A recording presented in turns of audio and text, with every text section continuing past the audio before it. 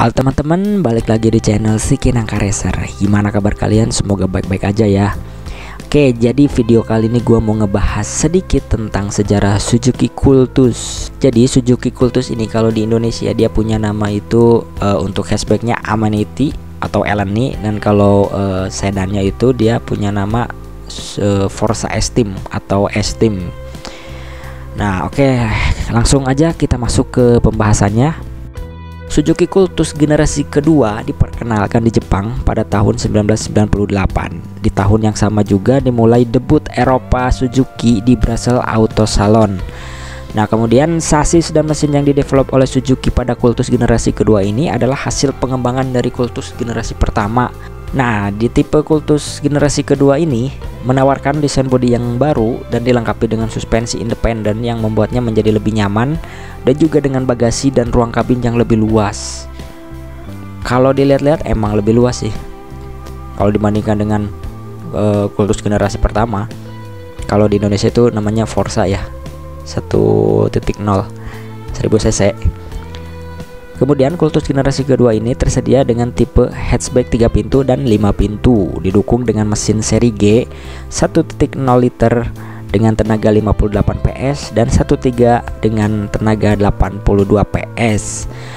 Untuk tipe tertinggi yaitu GTI disematkan mesin yang lebih bertenaga dengan kompresi yang lebih tinggi yaitu 11,5 banding 1, menjadikan mesin G13B lebih powerful dari sebelumnya.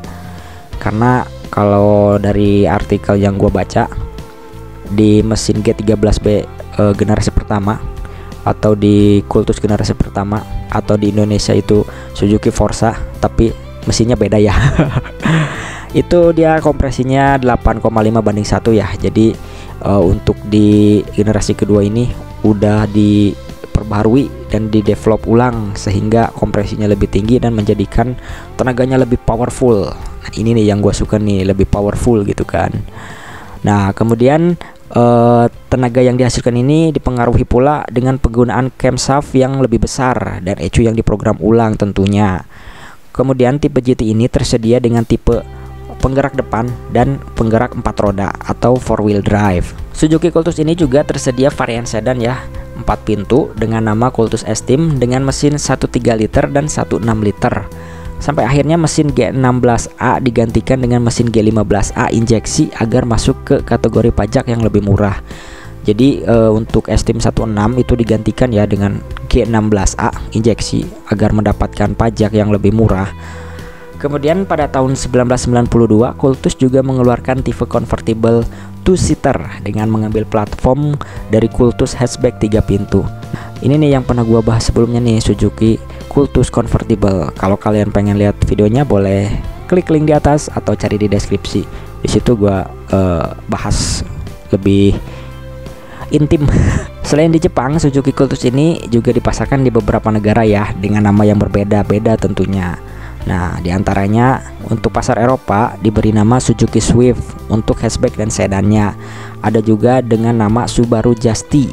Nah, jadi di Eropa itu ada 2 nama ya, dia Suzuki Swift sama Subaru Justy. Nah, kemudian di Ekuador dia dikenal dengan nama Suzuki Forza 2 untuk hatchback 3 pintu dan Chevrolet Swift untuk tipe sedan 4 pintunya. Satu negara tapi beda nama ya. Iya sih, di Indonesia juga sama sih.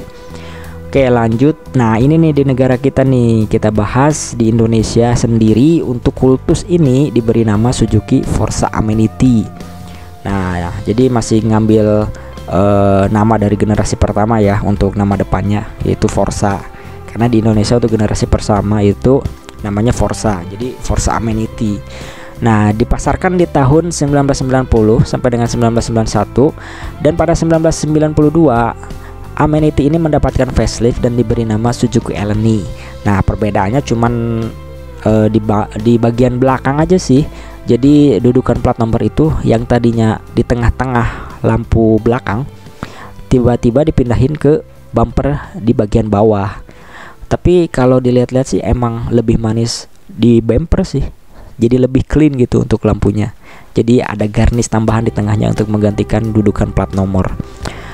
Untuk pasar Cina sendiri, Suzuki Cultus ini dikenal sebagai Suzuki Lingyang. Jauh banget ya. Nah, kemudian di Australia dia dikenal dengan Holden Barina atau Swift Chino. Nah, nanti model-modelnya gua tampilin nih, bisa kalian lihat kan. Kemudian di Amerika Utara dia punya nama Geometro atau Swift. Kemudian di Kanada dia punya nama Pontiac Firefly atau Chevrolet Sprint. Nah, untuk pasar Kanada nih ada sedikit info bahwa ada mesin yang khusus untuk pasar Kanada yaitu G10T. Jadi 3 silinder turbo 1000 cc. Nah, itu hanya tersedia di pasar Kanada, nggak ada di pasar Jepang sekalipun atau di negara lain. Jadi hanya ada di Kanada. Terus kemudian di India itu punya Maruti 1000 dan Maruti Esteem untuk tipe sedan. Terus di Kolombia dia dikenal dengan Chevrolet Swift. Kemudian yang terakhir di Pakistan sendiri diberi nama yang sama kayak pasar Jepang yaitu Kultus. Nah, teman-teman gimana nih? Cukup jelas nggak penjelasannya? Jadi menurut gua ini pandangan gua ya, Suzuki Kultus yang masuk ke Indonesia itu tanggung banget ya, cuman ada satu varian mesin. Untuk hatchback ya, gua di sini ngomonginnya hatchback ya, bukan sedannya, bukan ke Esteemnya. Kenapa nggak dimasukin juga yang GTI gitu kan? Bukannya tahun-tahun segitu mobil-mobil pabrikan itu banyak pakai mesin-mesin ganas ya, kayak Toyota Corolla Twin Cam tahun 90-91 itu kan ada Twin Cam GTI itu kan pakai mesin Legend kan, yang ada di inisial D gitu kan. Pakai 4AG gitu kan. Kenapa Suzuki nggak berani gitu masukin GTI ke Indonesia?